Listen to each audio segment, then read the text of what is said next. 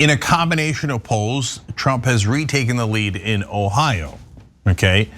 So that's interesting and disturbing. Now, the reason why I'm not buying it overall, even though everything you say is factual, is because the lead is still too large, okay? So we've shown that a Democrat can win a national election by 2 points at the outer edge, maybe even 3 points, and still lose the Electoral College. And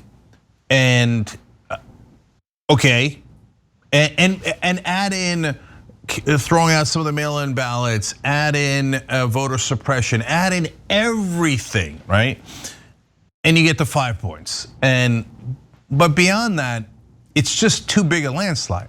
So at this point, Biden has an 8-point lead nationally in a combination of the polls that includes total junk polls like Trafalgar and Rasmussen, which just go, yeah, Trump by 17, yeah, that's what we think, right? I mean, it's absurd. Leading by 17? Yeah, I'm kidding. It's hyperbole, but not by much, okay?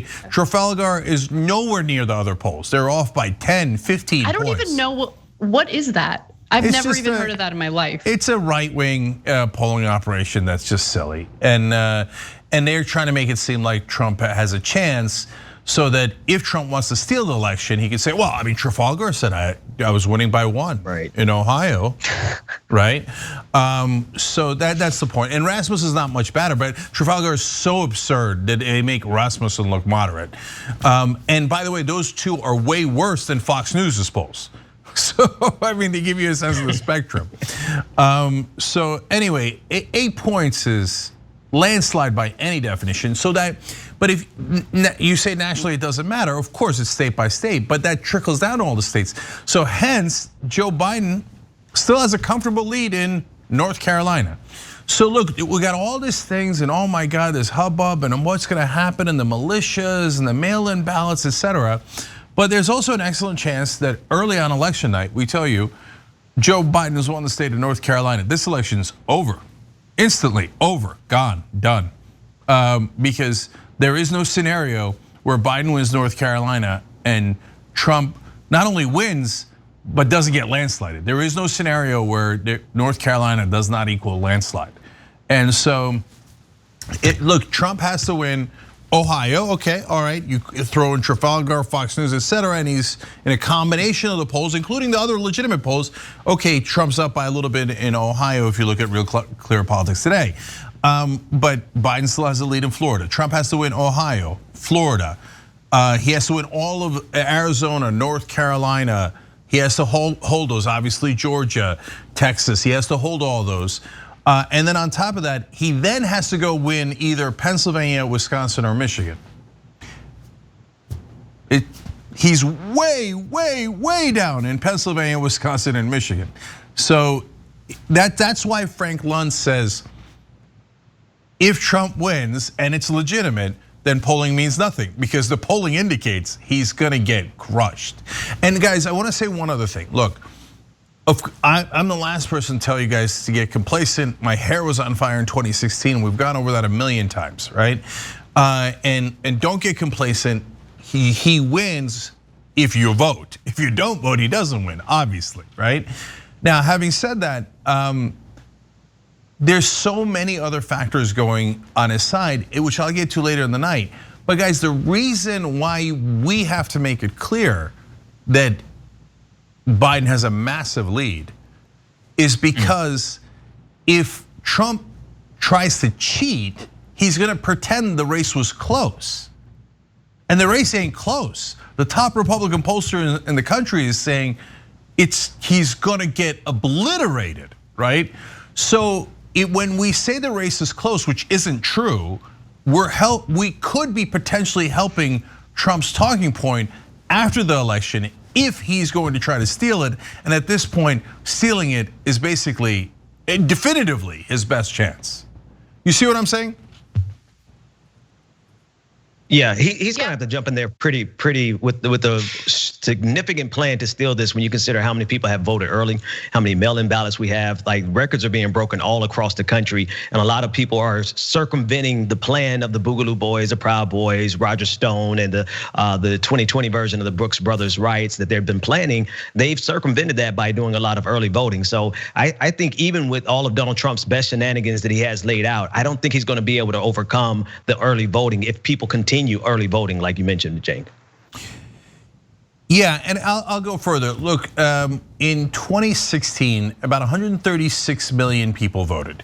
Right now, the analysis shows that over 150 million people are going to vote in this election. Okay, minimum is the lowest end of the range is 144 million. Okay, now remember, Trump won by this much, by a minuscule amount, 78,000 people in 3 states. 39,000 of them flip and he loses it. 39,000 in a country of 330 million people is nothing. It's never been that microscopic before. And so overall in the country. Okay, so he won, this is my favorite fact about the 2016 election. He won 81% of the white evangelical vote, but most importantly, 85% of white evangelicals showed up to vote in 2016. Okay, so let's say 95%. By the way, 85% is a preposterous record. I mean, that's unbelievable that 85% of any demographic would show up to vote. And he won them overwhelmingly. And he still squeaked it out. But this time, even if 105% of white evangelicals showed up and they all voted for Trump, he'd still lose because the voter turnout, my point about the voter turnout is that the Republicans and Trump are great at getting their side to turn out. They're gonna turn out. Don't get complacent about that. There's no question the Republicans are gonna turn out, right?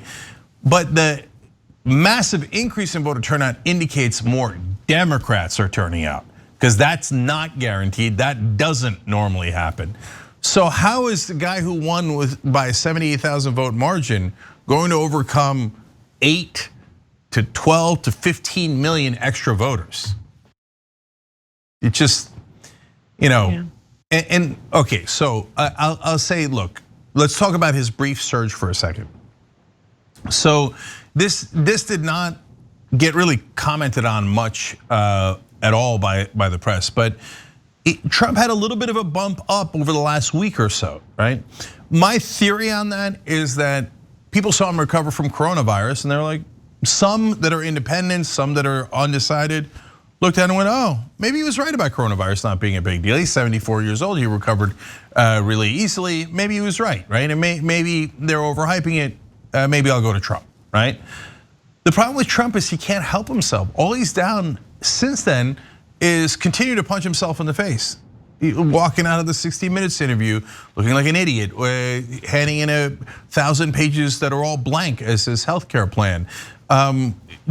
Not, just being wild in every imaginable way, demanding that his opponent be arrested over and over and over again.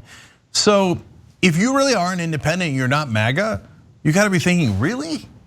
Do we really want to arrest Joe Biden before the election? So whatever momentum he might have had that he could have used there, I think as usual, he's bungled it because he's a serial bungler. Thanks for watching The Young Turks, really appreciate it. Another way to show support is through YouTube memberships.